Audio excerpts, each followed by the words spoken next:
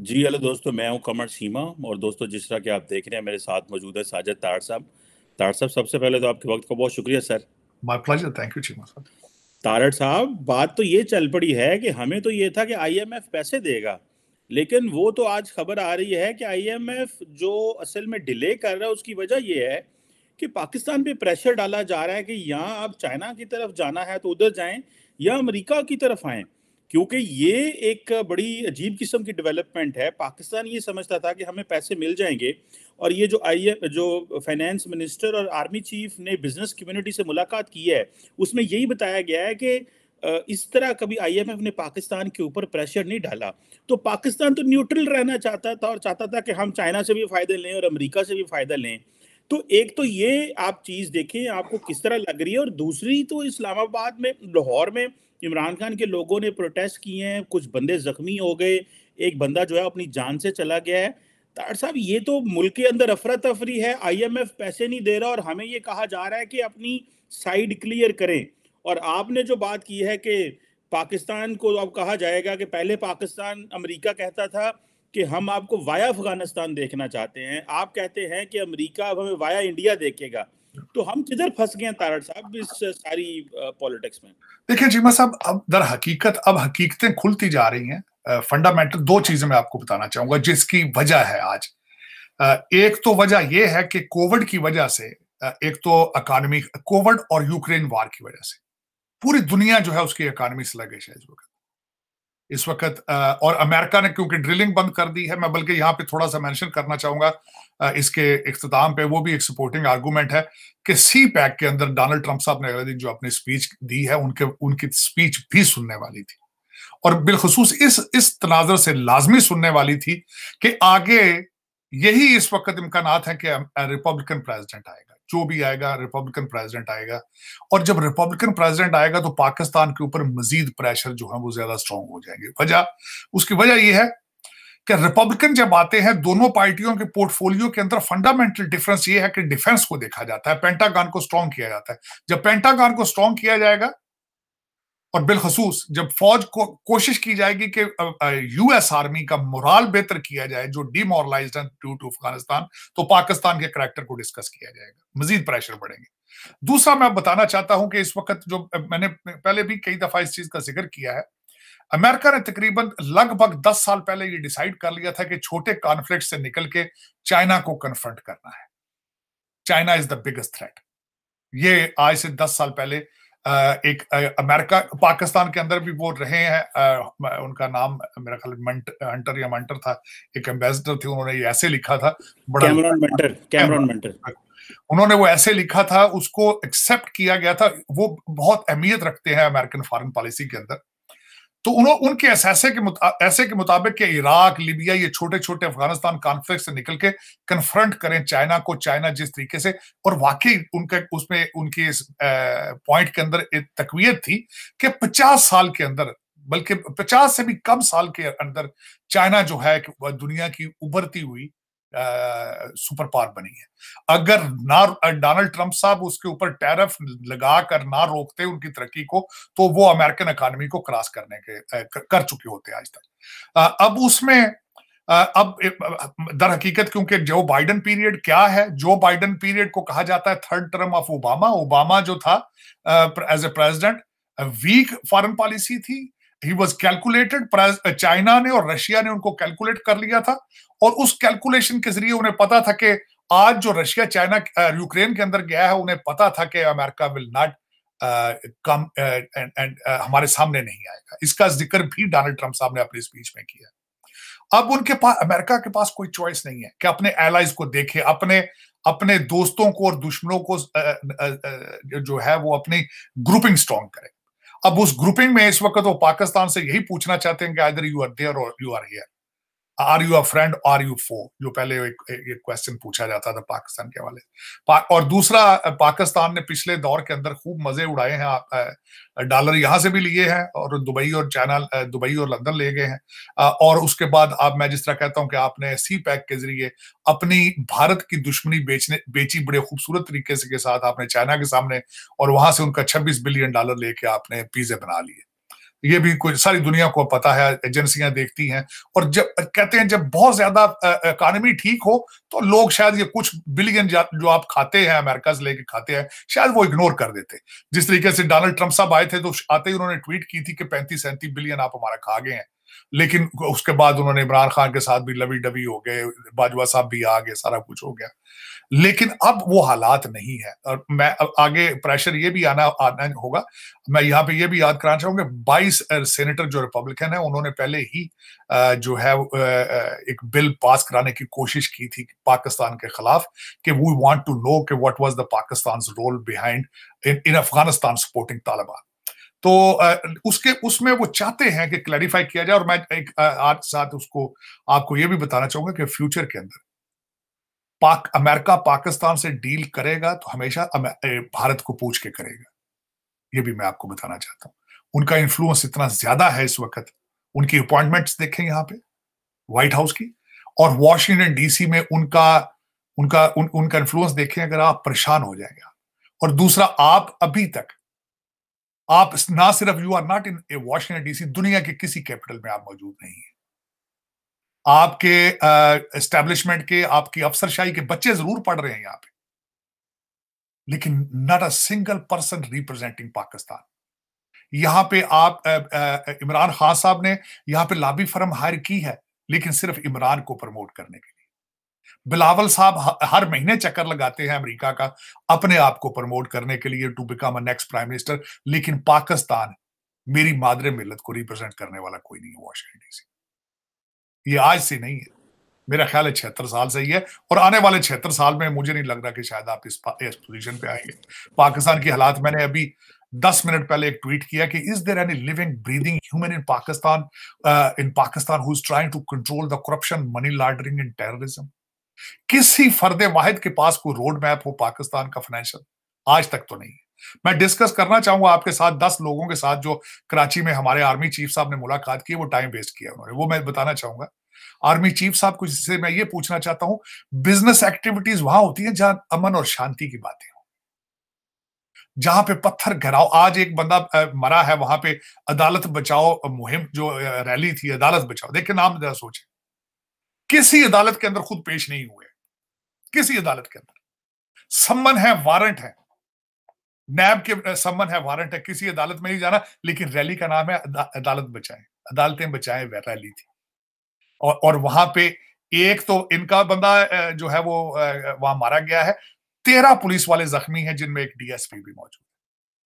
और उसी शहर के अंदर, लाहौर के अंदर, वहां पे एक तरफ औरत मार्च था, दूसरी तरफ हया मार्च था। और इनको राना सनाउल्लाह साहब ने इनका नाम रखा था बर्गर रैली, कि एक तरफ औरत मार्च है, एक तरफ हया मार्च है। और वहां पे थ्रेट आई थी कि जो हया मार्च है, उन्होंने थ्रेट किया था कि हम तेजाब फेंकेंगे ये औरत मार्च वालों के ऊपर। और तब जाके उनको दफा 144 जो लगानी पड़ी वहां पे। लेकिन इन सर्कमस्टांसेस में, जब आपके बॉर्डर बंद हो, आपके ऊपर हमले हो रहे हो, तालिबान ऑलमोस्ट भत्ता ले रहे हो एक सूबे से खुल खुला के, तो उस वक्त, और आपके 9000 कंटेनर सड़ गए हों आपकी पोर्ट के ऊपर, तो उन 10 लोगों के साथ बैठ के क्या बात करनी है? और बात का वहां क्या की गई है कि सब अच्छे की रिपोर्ट है, और उसके बाद कहा गया है कि हाँ ये मुझसे मिलना चाहता था, मैं इससे मिला नहीं। ये मैं देखे रोड मैप, हाँ ठीक है, आज क्या होता अगर मैं बड़ा खुश होता अगर रोड मैप उनके सामने रखा जाता कि आए हम टैक्स फ्री जोन बनाते हैं, आए हम बिजली सब्सिडी देते हैं इंडस्ट्रियलिस्टों को, आए हम किस तरीके से हमारी इंपोर्ट को किस तरह कंट्रोल करना है, किस तरीके से एग्रीकल्चर को प्रमोट करना है, किस तरीके से सी पैक को अगले लेवल पर लेके जाना है, इस तरह की कोई बात की जाती तो मैं शायद आज खुश होता। लेकिन उस मीटिंग में से निकला कुछ नहीं। बल्कि दर हकीकत लोग क्या कहते हैं कि उस मीटिंग का सिर्फ एक ऑब्जेक्टिव था कि इसहाक डार को स्ट्रॉन्ग करना, क्योंकि आजकल इसहाक डार जहां जाते हैं पहला क्वेश्चन ये होता है कि आप रिजाइन कब दे रहे हैं। तो आज वहां पे आर्मी चीफ साहब ने जाके इसहाक डार की मौजूदगी में सिर्फ ये कहा है, उनकी जाब को पक्का करने का उन्होंने इसका दिया, इसके अलावा कुछ भी नहीं था वो। लेकिन चीमा साहब, उस रीजन के अंदर अगर कोई पाकिस्तानी कोई सुन रहा है मेरी इस बात को, तो वो ज़ेहनशीन कर ले कि आपके रिलेशनशिप, भारत आपकी सर्वाइवल और तरक्की के लिए भारत के साथ रिलेशनशिप ठीक करना is mandatory, it is compulsory. और दूसरा मुल्क कौन सा है? अफगानिस्तान है। तीसरा मुल्क कौन सा है? ईरान है। अगर आप फ्यूचर में, आपने कभी नहीं सोचा कि ईरान से तेल आप लेकर आप अपने इकोनॉमी को किस तरह स्ट्रॉन्ग कर सकते हैं। चौथा मुल्क कौन सा है जिसने आप अपना कौंसल जनरल बंद कर दिया इस्लामाबाद के अंदर? वो चाइना है। इन चारों मुल्कों के साथ रिलेशनशिप जब तक ठीक नहीं करेंगे, आप सर्वाइव नहीं कर पाएंगे। अमेरिका अब फ्यूचर में आपसे बात करेगा via India. They will not talk to you direct. तो तारड़ साहब, फिर ये तो जो 75 साल से पाकिस्तान की लड़ाई है कि हमने इंडिया को खिते का चौधरी नहीं बनने देना, तो फिर वो इंडिया तो चौधरी बन गया, क्योंकि लड़ाई तो यही थी। पाकिस्तान की एस्टैब्लिशमेंट तो ये कहती है कि इंडिया हमें बांग्लादेश, नेपाल, श्रीलंका, मालदीव, भूटान और अफगानिस्तान की तरह ट्रीट नहीं कर सकता। तो इट मीन्स के बाद तो फिर जो आप कह रहे हैं कि इसका मतलब है कि इंडिया को चौधरी माने। देखें, मैं उसके एक फंडामेंटल रीजन आज बताता हूं आपको कि आपकी गेम हारने की फंडामेंटल रीजन क्या है। सबसे पहले जब यहां से मुगल निकल कर गए थे तो इस रीजन के अंदर उनके खिलाफ नवरतें दी और उनका साथ दिया मौलवियों ने। उन्होंने इंग्लिश पे दिए फतवे। आपने इंग्लिश पढ़नी छोड़ दी, आप अरबी पे चढ़ गए, आप सीधी उस खिलाफत उस्मानिया के साथ जुड़ गए जाके। आप उनके साथ, आप टर्कियों के साथ उनके पीछे चलना शुरू हो गए। दूसरे जो लोग रहते थे भारत में, आपको 100 साल का गैप वहीं दे गए। सर सैयद अहमद खान की सिर्फ एक ड्यूटी थी वाहिद, कि आप में डिग्रियां देकर आपको तालीम याफ्ता मुसलमान को पैदा कर सके। सिर्फ उनकी ऑब्जेक्टिव ये था। हालांकि ब्रिटिश इंडिया के वो खुद मुलाजिम थे, लेकिन जब वहां से वो आपको गैप दे गए। आज मेरा ये क्वेश्चन आप है चीमा साहब, आप पीएचडी इंटरनेशनल रिलेशंस में, पाकिस्तान में एक भी इंस्टीट्यूशन बताएं जो इंडियन इंस्टीट्यूट ऑफ टेक्नोलॉजी की टक्कर का हो? एक भी। आप मुझे ये बताएं कि आपका हर लीडर जिसके खुद बच्चे लंदन में पढ़ रहे हैं, वो कहते हैं निसाब सारा पाकिस्तान का उर्दू में होना चाहिए। आप किस तरह तरक्की करेंगे? कोई है तरक्की की शक्ल आपकी? इस वक्त आपके पाकिस्तान के जितने लोग हैं, आपके 5-6 हजार जो आईएमएफ के जो बेनिफिशियरी हैं, उनका कोई है बच्चा पाकिस्तान में? को पढ़ रहा है कोई? दूसरों के लिए 30,000 मदरसा बनाया गया है। 30,000, 30,000 मदरसे, और जो दूसरे स्कूल हैं उनमें कहते हैं उर्दू पढ़ाएं। ऋषि सोनक पागल है जो वो भारत में उनको कह रहा है इंग्लिश और मैथ पढ़ो। आप एमए पंजाबी प्रमोट कर रहे हैं, आप एमए फारसी प्रोड्यूस कर रहे हैं। मेरा कभी कोई अकल वाली बात भी कभी इनमें से, मैंने आपको बताया है कि आप इस वक्त आप अमेरिका की बात करते हैं। ये पाकिस्तानियों को चाहिए अपनी एस्टेब्लिशमेंट के साथ रिलेशनशिप ठीक कर रहे हैं, तो यही बहुत बड़ी बात है। ये लोग जब तक या पाकिस्तान छोड़ेंगे नहीं या फिर पाकिस्तानियों के बारे में सोचेंगे नहीं, पाकिस्तान इस दलदल में से नहीं निकल सकता। उसकी वजह यह है कि मैंने आपको कई दफा मैं कह चुका हूं, एचिसनियन पढ़े हुए, हसन अब्दालियन और आपका कराची ग्रामर, ये 8,000 बच्चा यहां से निकलता है जो आपको रूल करता है आगे चल के, नस्ल दर नस्ल वो कर रहा है आपको। इंडस्ट्री भी उनके पास है, ब्यूरोक्रेसी भी उनके पास है, जुडिशरी भी उनके पास है, और सबने सबसे बड़ी वारदात ये की है, जो बड़े स्मार्ट हैं ये लोग, इन्होंने शादियां कर ली आपस में। ये साढ़े भणूजे की गेम है सारी टोटल। पकड़ेगा कौन किसको? कौन किसको पकड़ेगा भाई? मेरा एक आपसे इसे सवाल है, 22 करोड़ लोगों से यह सवाल करना चाहता हूं, इंक्लूडिंग एस्टैब्लिशमेंट मिलिट्री चीफ साहब से, कि आज तक ख्वाजा आसफ ने जो असेंबली के ऊपर कहा था कि किसी ब्यूरोक्रेट की लड़की की शादी में 1 अरब 20 करोड़ रुपए का सलामियां, ज्वेलरी और गाड़ियां अलग, किसी ने सोयो मोटो एक्शन लिया? नैब ने उसको पकड़ा है, ख्वाजा आसफ साहब को बुलाया समन भेज के, क्या आके बताएं ये किस तरह हुआ है? को किया किसी ने? क्योंकि आप एज ए कंट्री आप बिल्कुल खत्म हो चुके हैं, default. You are as a society now you are collapsing, you are collapsing. आप इस वक्त, मेरा मकसद है कि आप खुदा के लिए भारत के साथ अपना मुकाबला करना छोड़ दें। अब मैं दूसरी बात बताना चाहता हूं, भारत आपसे 100 साल आगे है, बांग्लादेश आपसे 50 साल आगे है, आप अफगानिस्तान है। आज पूछे किस तरह? आजाद कश्मीर के अंदर इस वक्त लॉ बना दिया गया है कि टीचर वहां पे हिजाब पहनकर, स्टूडेंट भी। अब अगला स्टेज क्या है?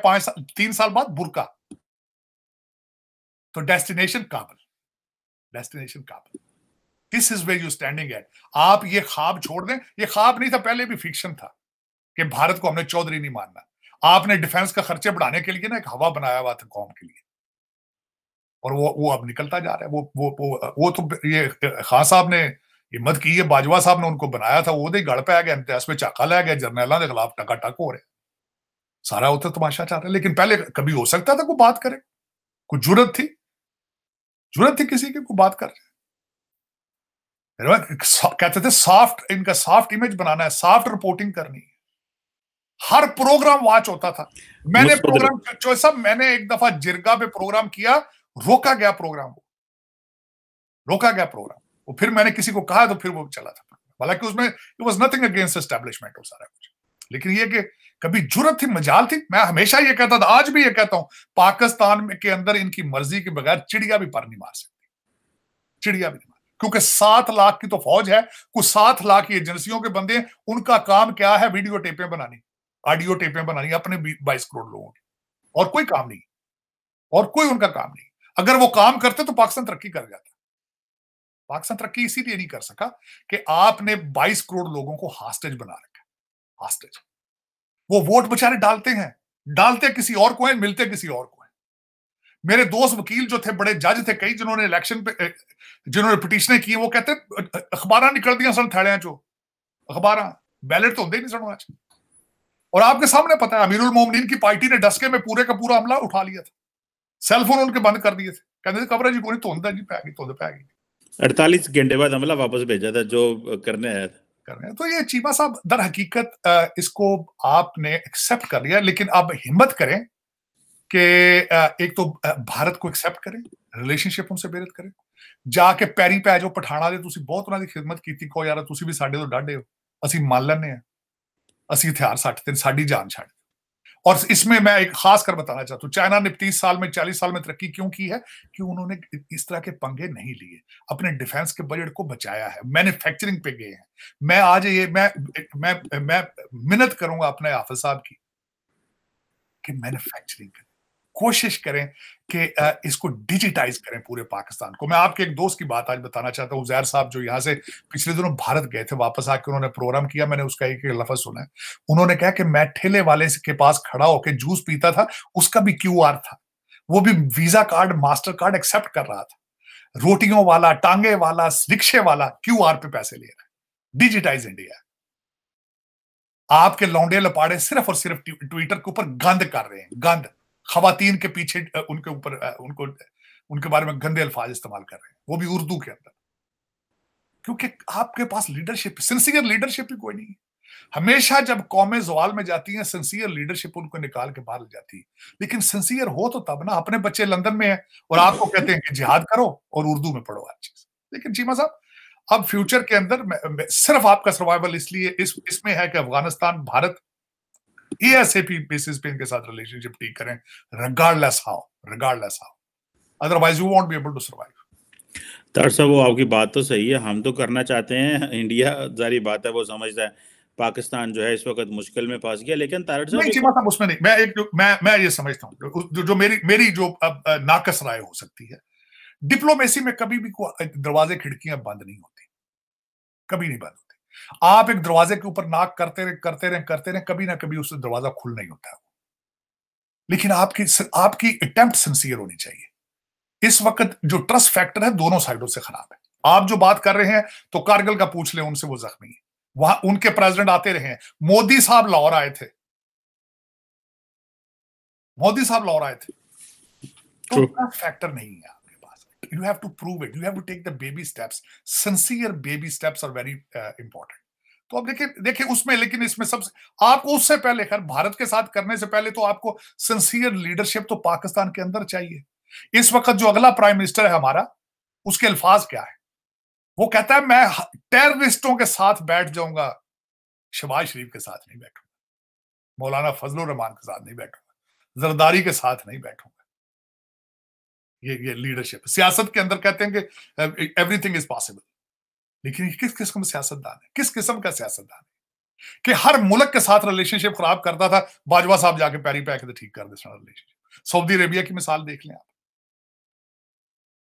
लेकिन ये कि चीमा साहब दर हकीकत इस वक्त आपको मेरे ख्याल में पाकिस्तान को एक तो लीडरशिप की जरूरत है और टेक्नोक्रेट सेटअप की जरूरत है। इस वक्त आपको जो सख्त फैसले कर सके और उनको एस्टेब्लिशमेंट की सपोर्ट, सख्त सपोर्ट की जरूरत है, वरना ये सर्वाइव नहीं कर पाएंगे। आपका जो पॉलिटिकल, क्योंकि एक तो देखें आपकी पॉलिटिकल एक्सरसाइज चली ही नहीं पाकिस्तान में ढंग से, क्योंकि सारी एस्टेब्लिशमेंट बेस होती थी, चलाते तो वही थे। आज भी उन्होंने चलाना है, तो आपने इस मुश्किल से निकलना है, वरना और इसका हल मौजूद नहीं। क्योंकि आपके जो ये लौंडे लपाड़े ये डांगा सोटे वाले नाल चलना है इन्होंने, ये तुसी सोचो ना कदी के मेरा मकसद के आज वैसे हुई ज्यादती है लाहौर के अंदर जो मैं बात कर रहा था, 2 करोड़ के लोगों में शहर में से मेरे ख्याल में वहां 1000-1500 से 1000 लोग भी नहीं थे वहां पे इस वक्त। और उसका बिल्कुल मैंने बड़ी रिसर्च के बाद आपको बता रहा हूँ, खान साहब was seriously disappointed by the numbers of people. नहीं, वो नंबर ऑफ पीपल से तो डिसअपॉइंटेड थे, लेकिन जो उन्होंने किया कि एक अपने जो बंदे की जान दे के उन्होंने हर चीज फिर भी हाईजैक कर ली। बंदा जा रहा है लेकिन उन्होंने दसिया इंजे जिवें पता नहीं क्यामत आ गई लाहौर। तो आज तो अमेरिका से भी ट्वीट्स लोग कर रहे हैं इस तरह जैसे आज डेमोक्रेसी के लिए जो है ना वो ब्लैक डे है। मतलब वो पोर्ट्रे आपको पता है, आप खुद ही कहते हैं वो लौंडे रपारे सोशल मीडिया पे वो करते हैं। तारड़ साहब 61% उनकी गैलप के रिपोर्ट के मुताबिक 61% अप्रूवल रेटिंग है, और बाकी सारे लोग 36 बिलावल जवान आदमी होके अप्रूवल रेटिंग ही कोई नहीं के अंदर। ये क्या चक्कर है तारड़ साहब? मतलब उसमें गैलप रिपोर्ट वालों ने धांधली की है, मैं बताना चाहता हूँ उसको। मैं हैव गॉन थ्रू इट। उन्होंने नून लीग में से डिवाइड किया है 3 लोगों के ऊपर, शहबाज शरीफ, नवाज शरीफ और मरियम नवाज।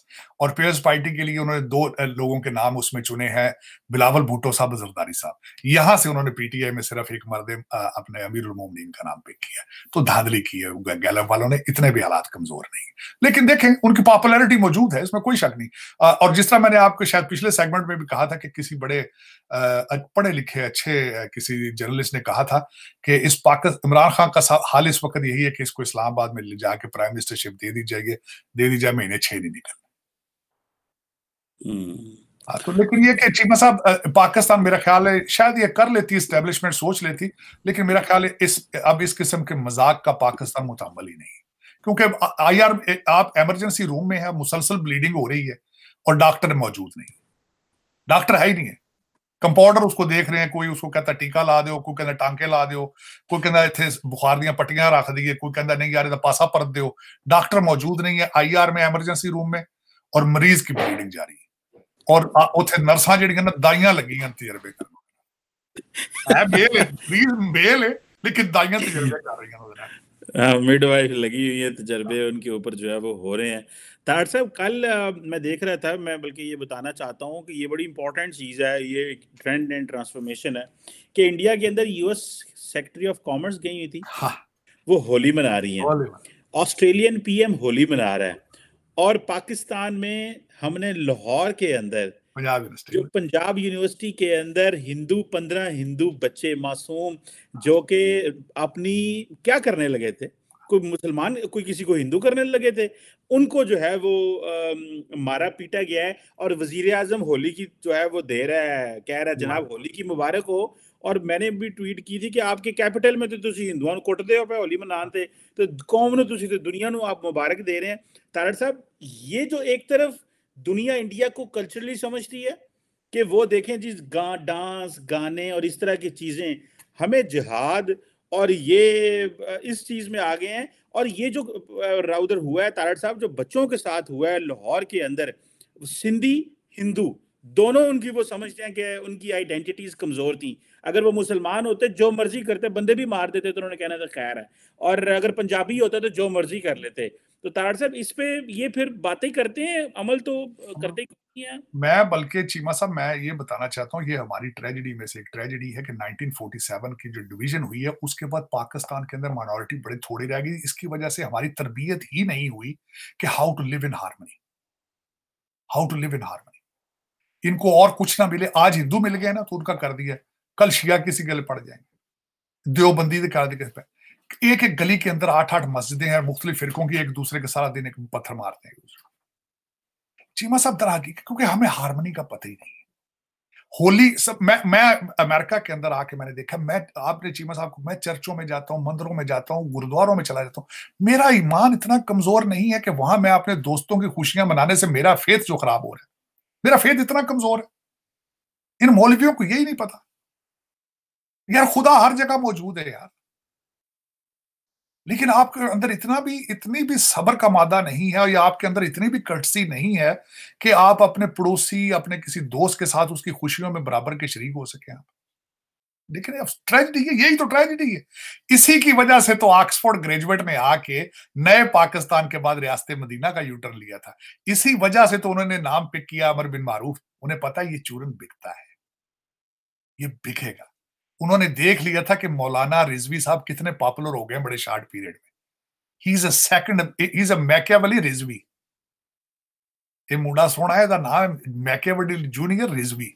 और इस वक्त वो जो तस्बीह उसके हाथ में होती है ना, और बच्ची अपनी तो सांभ ला यार, पहले ਉਹਦੇ ਤੇ सिर ते चादर पा जाके,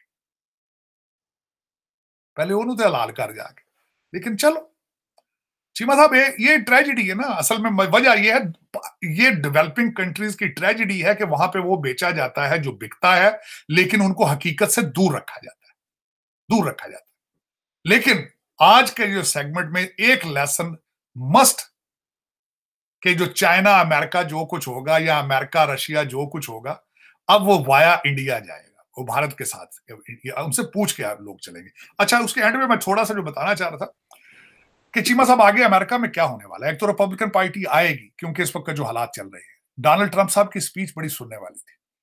डोनाल्ड ट्रंप साहब ने, मैं खासकर रशिया चाइना के हवाले से कहना चाहूंगा, एक तो उन्होंने चाइना को थ्रेट किया है, उन्होंने वार्न किया है कि मैं आऊंगा तो मैं तुम्हें किस तरह हैंडल करूंगा, मैं किस तरीके से रशिया को डील करूंगा। उन्होंने इस सारी चीजों का जो एक हल उन्होंने एक निकाला है, वो ये था कि उन्होंने कहा मैं दोबारा अपना यहां का तेल निकालूंगा, अमेरिका का। अमेरिका के तेल से एक तो इन्फ्लेशन नीचे आ जाएगा, दूसरा दुनिया की मार्केट प्लेस में उन्होंने ये प्रिडिक्शन की है कि क्रूड ऑयल की प्राइस जो है $30 से $40 चली जाएगी। रशिया जो इस वक्त तेल से पैसा बनाकर यूक्रेन की जंग लड़ रहा है, वो उसका वहां से बंद हो जाएगा। एक तो उन्होंने ये प्रोटेक्शन कर दी, और दूसरा उन्होंने और कई चीजें की हैं। पेंटागार को उन्होंने अपनी फौज को बड़ा सराहने की कोशिश की है। उन्होंने वादा किया है कि उनको किस तरह उनका मोराल बेहतर करना है। पुलिस को उन्होंने सपोर्ट करने की कोशिश, उन्होंने कहा है कि पुलिस इज गुड और सारा। लेकिन ये वाकई बात ठीक है कि आगे फ्यूचर में रिपब्लिकन पार्टी आएगी, लेकिन उसमें पेंटागन स्ट्रांग होगा तो आर्मी जनरल से क्वेश्चन पूछेंगे। और बिलखसूस उन्होंने आज एक और बात अपनी स्पीच में कही। उन्होंने कहा कि इस वक्त दुनिया में तालिबान दे आर नंबर 2 असला डीलर है। 7 लाख बंदूकें डब्बों में बंद ब्रांड न्यू छोड़ के आए थे, 70,000 गाड़ी छोड़ कर आए, ब्रांड न्यू गाड़ी, और वो सारी बेची जा रही। और किस तरीके से वहां फिर उन्होंने अपनी स्पीच में यह भी कहा है कि हमारे अपाची हेलीकॉप्टर जो है, एक हेलीकॉप्टर उन्होंने रशिया को दिया है, एक हेलीकॉप्टर उन्होंने चाइना को दिया, उन्होंने खोल के उसकी डुप्लीकेशन की। और इस तरह की उन्होंने चीजें की हैं। उन्होंने कहा है कि मैं 10 नए शहर बनाऊंगा अमेरिका के अंदर जो हाईटेक होंगे, और वहां पे फ्लाइंग कारें होंगी फ्यूचर के अंदर। और उन्होंने कहा, बल्कि क्योंकि मैं I know Donald Trump very closely, पिछली दफा भी जब वो आए थे तो वो जोर देते थे कि America is losing their innovation skills.